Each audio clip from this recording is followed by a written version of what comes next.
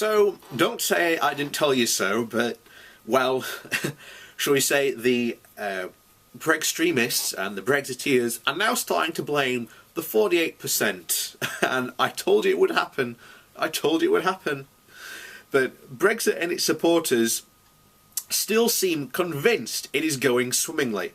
They'll tell you, if pushed, that none of the dire predictions of the economic chaos have come to pass, that the lack of progress in the talks represents the EU brinksmanship rather than a genuine failure of negotiation, that the businesses don't care about silly things like regulatory harmonisation anyway. I'm not convinced. The lack of the plan for the Irish border that would simultaneously satisfy the Republic, the Democratic Unionist Party, the Tory Brexit elite, and the laws and the physics, and the laws of physics has certainly given me pause for thought. But it isn't fair to say that I was always primed to be negative about the whole process. So perhaps I'm wrong. Perhaps everything is going exactly to plan. Perhaps the moon is even made of cheese. Just in case I'm not, though, I want to get one thing straight. None of what is happening now, nor in the future, is the fault of the Remainers. If Brexit does turn into a disaster that it threatens to, then blame can be legitimately attached to David Cameron and UKIP and the current cabinet, and even the EU itself. But none of what is to come will be the fault of those who always thought it was a silly idea in the first place. And our enthusiasm or otherwise, as the government has failed to get a decent deal, is neither here nor there. This shouldn't need saying, of course, yet somehow it does. Ever since the vote, the 48% has been exhorted to get behind Brexit, as if the 27 other EU states with electorates of their own care, or even slightly, whether Britain can put up a united front. At times, the blame game has become even more explicit, as those who question the priorities or competence of individual ministers are told that our lack of faith is ruining Britain's chances. It feels uncomfortably like we're being lined up as a scapegoat. This story ends with David Davis howling that he would have gotten away with it if weren't for those meddling Remainers. It's all ridiculous, of course. The difficulty of making this process work for us was one of the best arguments of voting against Brexit. In the first place, people voted to remain for all sorts of reasons: identity, love of travel, and a well-found hatred of Nigel Farage. But one of the most compelling arguments was that Brexit was going to be hard, and that we didn't believe for a moment that the people who would end up negotiating it were actually up to the job.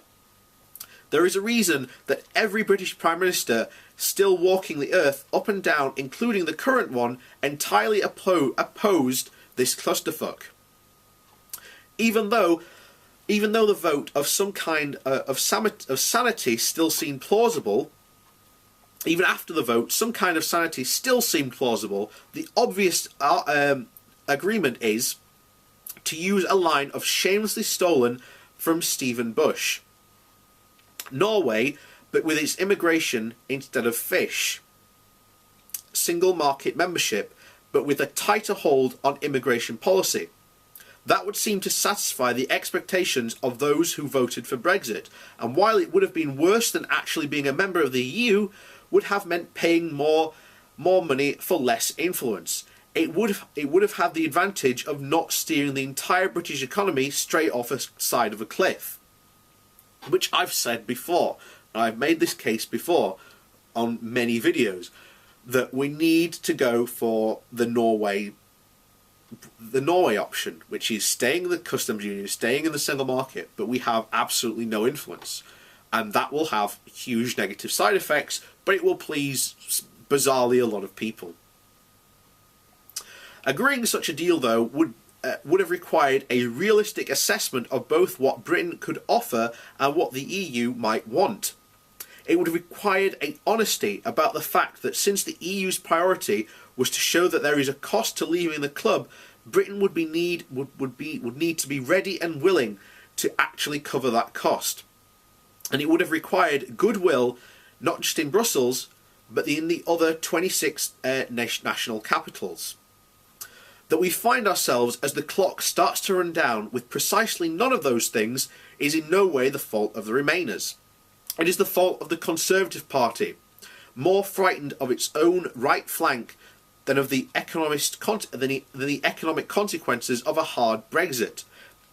And a government peopled by ministers more concerned with the succession than with anything else, than in anything as trivial as the national interest.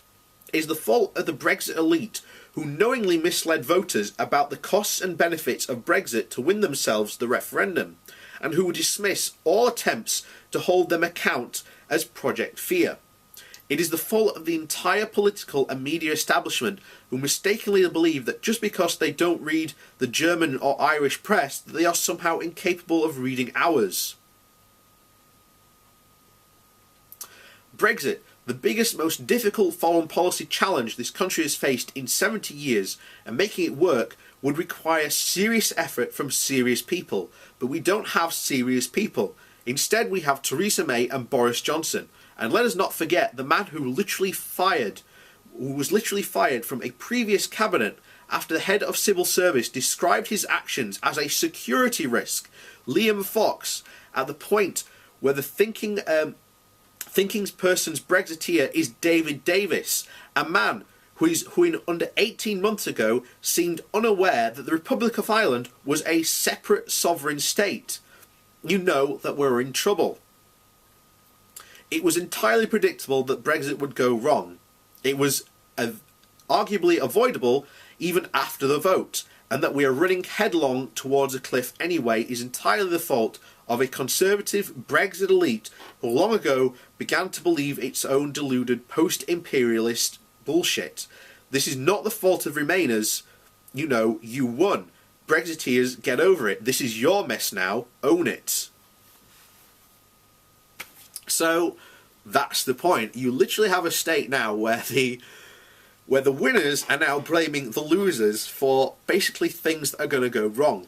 And make no mistake, this will start very soon, because with the Irish border and the Republic of Ireland, it's in its best interest to keep the status quo as it is for the moment.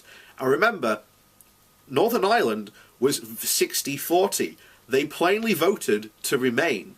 So should, as Brexiteers often say to me, should you not respect the vote?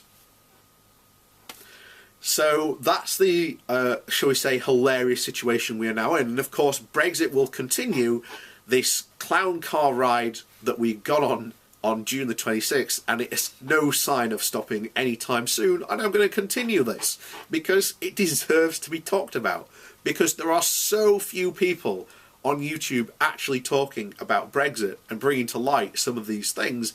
It is shocking. It really is.